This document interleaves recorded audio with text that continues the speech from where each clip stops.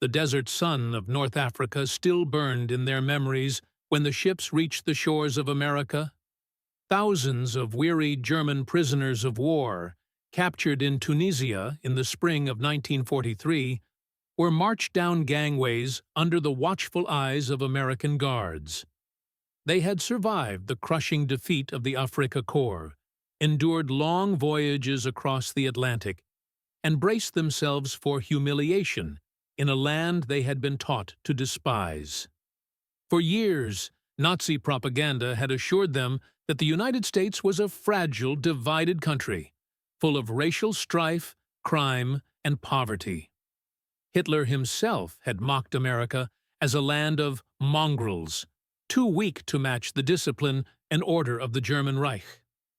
Yet, as the first boots touched American soil, the prisoners realized that what they were about to see would challenge everything they had been told.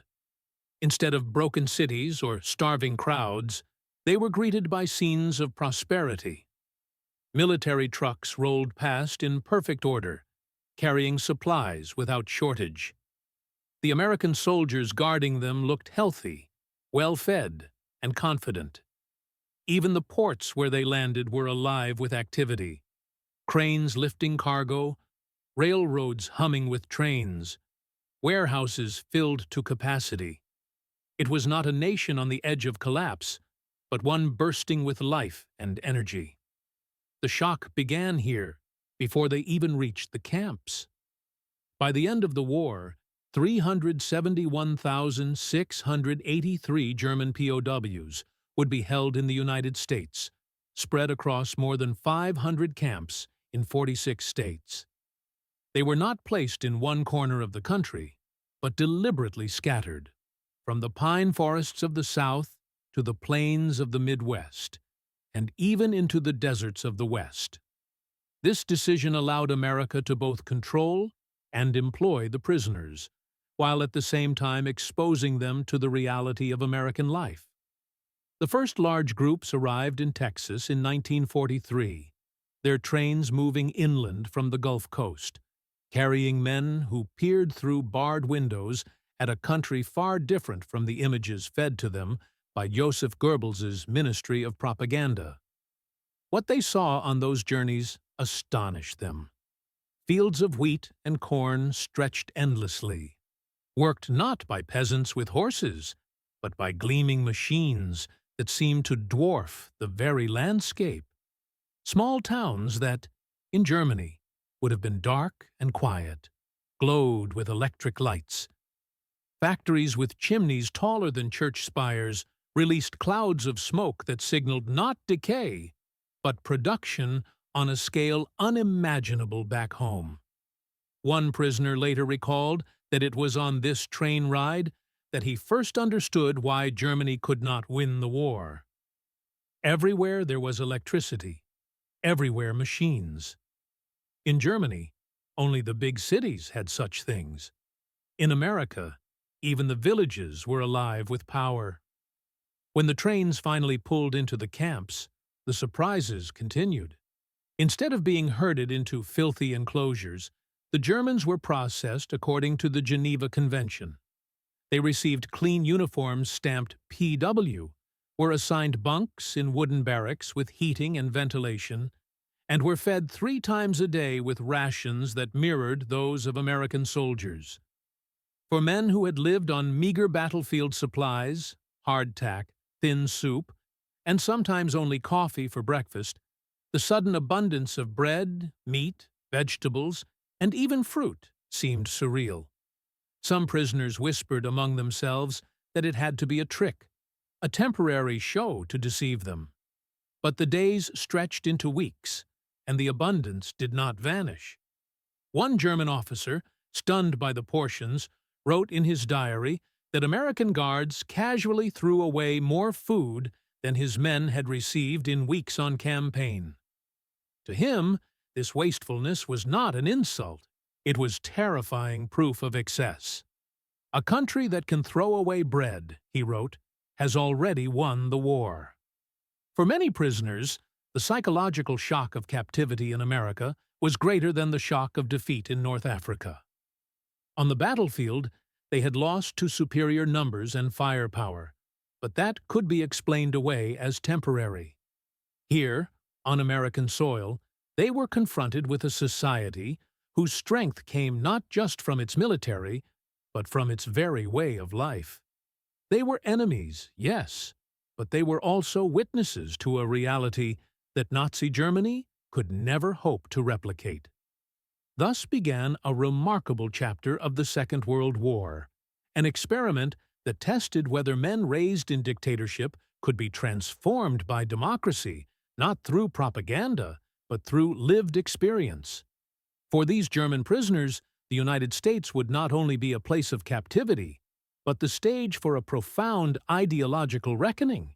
The train wheels clattered endlessly as convoys of German prisoners of war rolled deeper into the American interior. For many, it was their first time seeing the United States beyond the ports, and what unfolded outside the barred windows shook them more than any battlefield defeat. The landscape itself seemed to mock everything they had been told in Germany. Nazi propaganda had painted America as a hollow society, dependent on chaos, its people poor, and its cities broken. Instead, mile after mile revealed a nation not only alive, but flourishing on a scale no German soldier had ever imagined. The first sight that stunned them was the farmland. In Germany, farmers still relied on horses to plow small fields, with labor-intensive methods that had changed little in generations. But across the plains of America, the Germans saw tractors, harvesters, and machines the size of houses crawling across vast fields of wheat, corn, and cotton. Entire harvests were gathered by machines in a fraction of the time it would take back home. One prisoner later admitted, "We realized then that America did not need slaves, did not need forced labor. Machines did the work of thousands of men. That was when I knew the war was lost." As the trains moved further north and west, industrial towns appeared, each one larger and more advanced than the last. In Detroit, some prisoners saw the outlines of the giant Ford River Rouge plant, a complex so vast that entire bombers were assembled inside, rolling out at the rate of one every hour. In Pittsburgh, steel mills glowed red through the night, consuming more electricity than entire German cities. The Germans pressed their faces against the glass, whispering in disbelief. Their nation had been told that the Reich was the world's industrial giant, but here they saw factories stretching for miles, powered by resources seemingly without limit. Rail lines themselves offered proof of America's industrial supremacy. Endless freight trains roared past, carrying tanks, jeeps, and artillery pieces toward the coasts. In Germany, shortages forced constant rationing of coal, steel, and even rail cars. Yet here, the Americans moved machines of war as if they were toys, stacking them by the hundreds. The prisoners realized with dread that Germany's struggle to produce even a few hundred tanks per month was meaningless against such production. In 1943 alone, the United States built 86,000 tanks and armored vehicles, more than double Germany's total output for the entire year. Even ordinary towns revealed the truth. At night, villages of just a few thousand people glowed with electric lights, neon signs, and humming power lines. Ordinary Americans drove cars, wore shoes without holes, and carried radios into their homes. In Germany, even urban workers were bound by ration cards, blackouts, and shortages. Here, comfort seemed the norm. One POW wrote later, "We had thought America was decadent. Instead, we saw people who were strong because they lived without fear of hunger. It was not weakness, it was strength." The longer the journey continued, the more silence filled the train cars. Some men stared, others shook their heads, and still others muttered angrily at what they saw, unable to reconcile propaganda with reality. For the first time, the idea of German superiority seemed like a cruel joke. Even the guards noticed. An American lieutenant later recalled, "They were quiet, as if the trip itself was re-educating them. We did not need to lecture them. The truth was outside their window." By the time the trains pulled into camps in Texas, Oklahoma, and the Midwest, the first cracks in Nazi ideology had already begun to spread. These men had not yet been fed American meals or given humane treatment, but already they sensed a truth.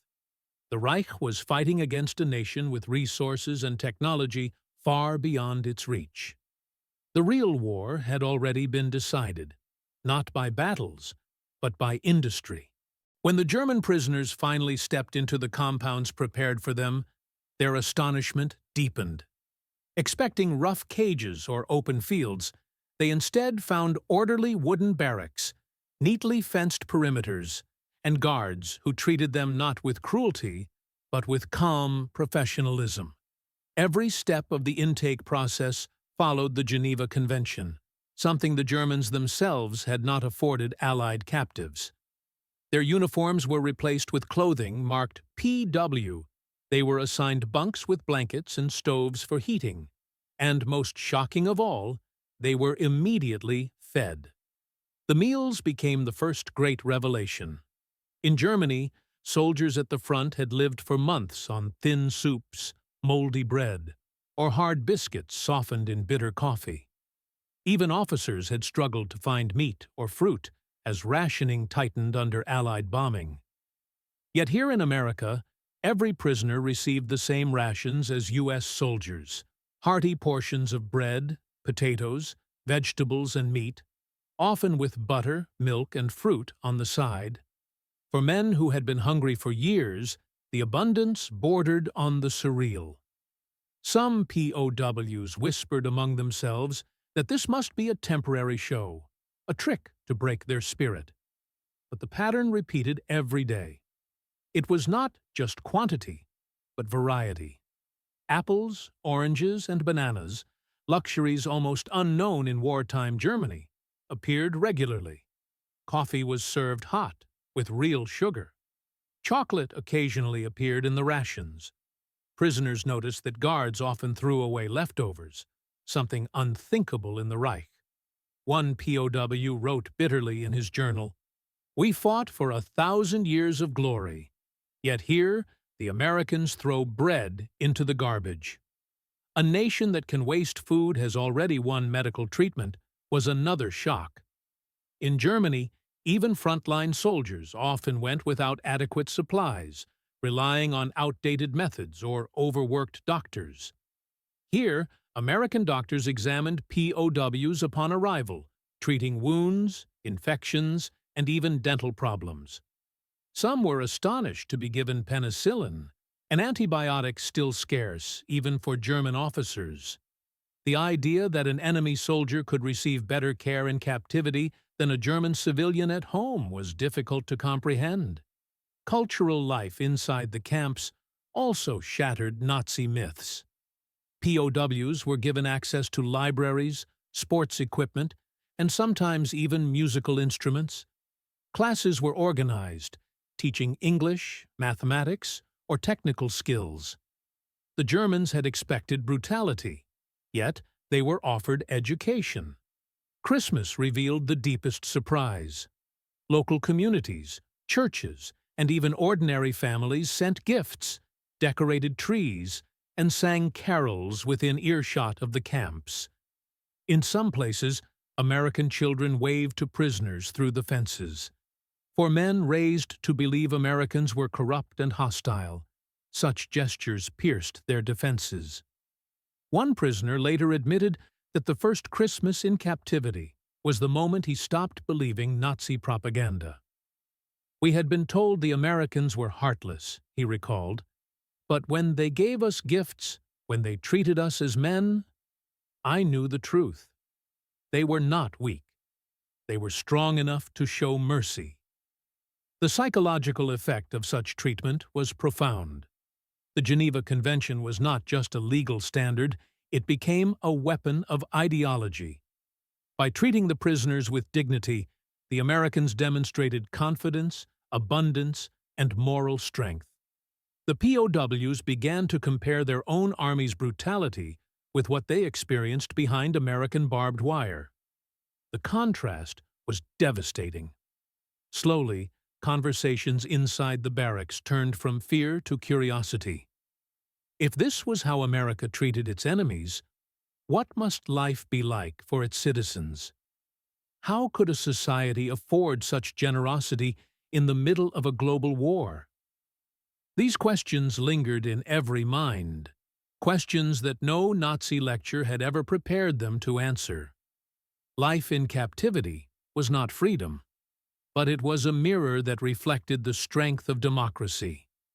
And for thousands of German prisoners, that reflection would begin to dismantle everything they once believed about superiority, destiny, and power.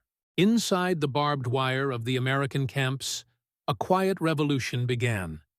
For men raised in Adolf Hitler's Reich, indoctrinated from youth by the Hitler Youth and Nazi schools, the greatest battle was not fought with rifles or artillery.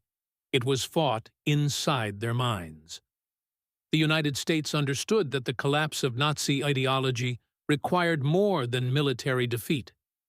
It required exposure to another way of thinking, a chance for critical reflection. And so, the American camps became more than prisons. They became classrooms.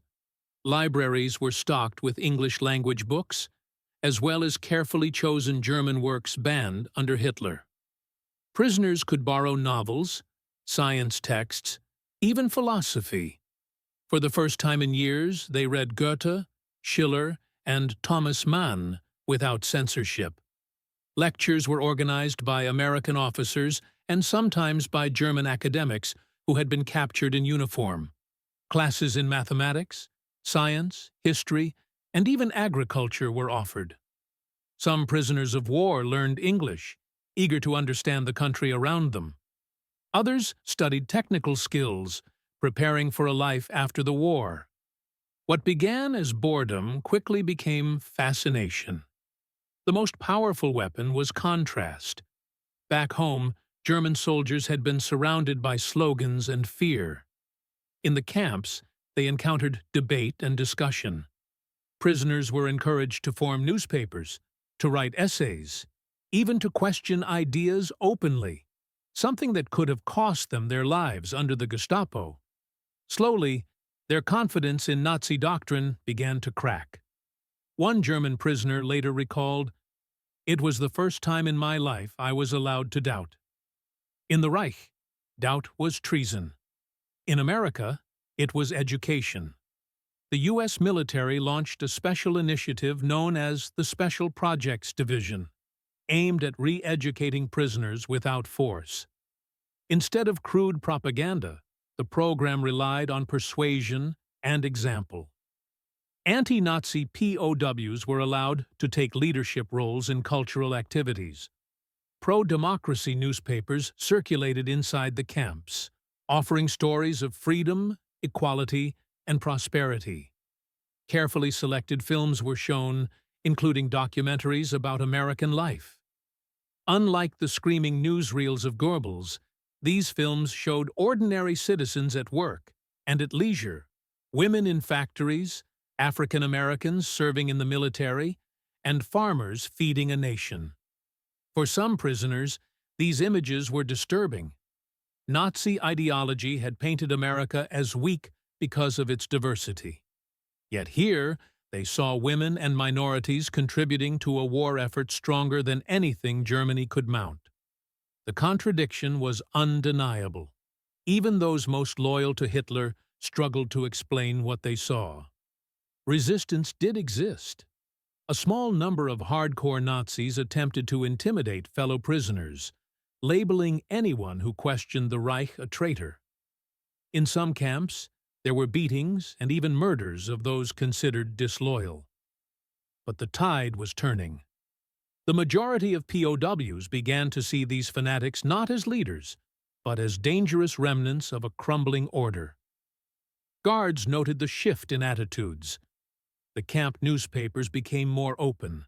Classes filled with eager students and conversations in the barracks often turned to what post-war Germany might look like without dictatorship. The re-education process was not instant, but it was relentless. Day after day, prisoners compared their propaganda-fed expectations with the reality in front of them: abundance, freedom, and debate.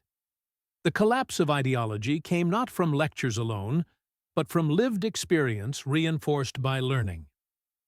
By 1945, thousands of German POWs had quietly transformed. They had entered the camps as soldiers of Hitler, certain of their nation's superiority. They now prepared to leave as men who had glimpsed another possibility: a Germany rebuilt on democracy, equality, and cooperation. In the silence of the camps, the war for their minds had been won. By 1944, the war had consumed nearly every able-bodied American man. Millions were overseas in uniform, leaving factories, farms, and fields short of labor. Yet in the heart of the United States, behind rows of barbed wire, stood an unexpected solution: hundreds of thousands of German prisoners of war. Under the rules of the Geneva Convention, POWs could be required to work, so long as their tasks did not directly support combat. The United States seized this opportunity, assigning prisoners to farms, sawmills, canneries, and construction projects. What unfolded was extraordinary: a collaboration between former enemies that revealed America's strength more vividly than any battlefield victory. In the wheat fields of Kansas, German soldiers who once marched with panzers now drove tractors. In the cotton fields of Texas, men who had trained with rifles picked bowls under the blazing sun. In canneries across the Midwest, POWs packed fruit and vegetables destined for American soldiers overseas. They worked in lumber camps, repairing roads, or tending livestock. Farmers and business owners, desperate for help, often welcomed them with cautious gratitude. For many German prisoners of war, this was their first close contact with ordinary American civilians. They expected hostility. Instead, they often found friendliness, curiosity, and even respect. Farmers sometimes invited them to meals after long days in the fields. Children watched with fascination as the enemy soldiers fixed fences or milked cows. Barriers slowly eroded. Some prisoners of war were astonished to find that Americans treated them better than the Nazi regime had treated foreign forced laborers in Germany. The contrast was impossible to ignore. Payment for this labor was symbolic but meaningful. Prisoners received coupons or credits redeemable in camp canteens. With this, they could buy cigarettes, chocolate, or small luxuries. Many spent their earnings on postcards to send home, often writing cautiously optimistic letters. "We are treated fairly. We have enough to eat. America is not what we were told." For their families, starving in bombed-out cities, such words must have seemed almost unbelievable. But the work experience was more than survival. It became a living demonstration of democracy in action. POWs observed how Americans of different backgrounds, men, women, immigrants, and minorities, cooperated to keep the nation running. On farms, they saw women running businesses while their husbands fought abroad. In towns, they saw immigrant communities thriving rather than being persecuted. Some even worked alongside African Americans, challenging the Nazi worldview of racial superiority directly. The sight of diversity fueling productivity left many shaken. There were moments of tension. Not every American welcomed the presence of enemy soldiers. Some feared escape attempts, though serious incidents were rare.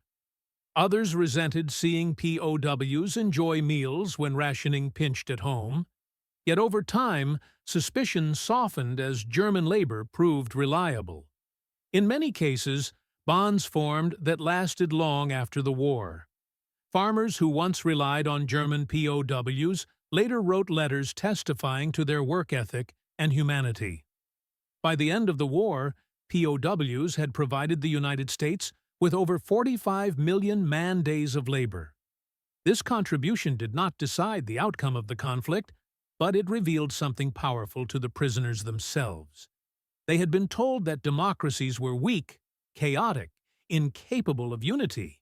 Yet they now saw that in America, ordinary citizens and even captured enemies could be mobilized with efficiency and fairness. The arsenal of democracy was not just steel and machines, it was people working together. As the war drew to its close, many POWs admitted privately that their worldview had shifted. They had come to America expecting cruelty and chaos. Instead, they discovered abundance, cooperation, and dignity. And in those fields and factories, with soil under their nails and sweat on their brows, they realized that the power of democracy was not merely a slogan. It was a way of life. By 1945, the tide of war had fully turned. The Reich lay in ruins, its cities smoldering under Allied bombing raids, its armies shattered on the eastern and western fronts. For the 371,000 German prisoners held across the United States, the distant echoes of surrender felt both liberating and uncertain.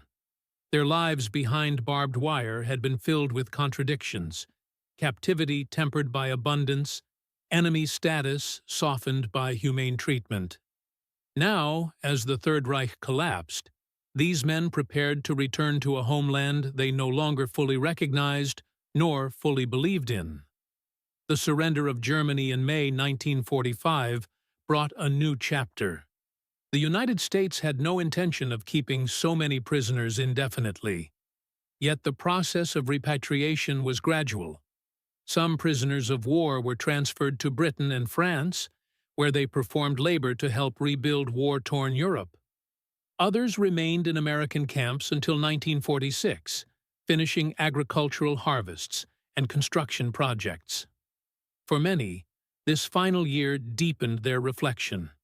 They had witnessed democracy not through lectures alone, but through lived reality, through food on the table, kindness from strangers, and fairness in treatment.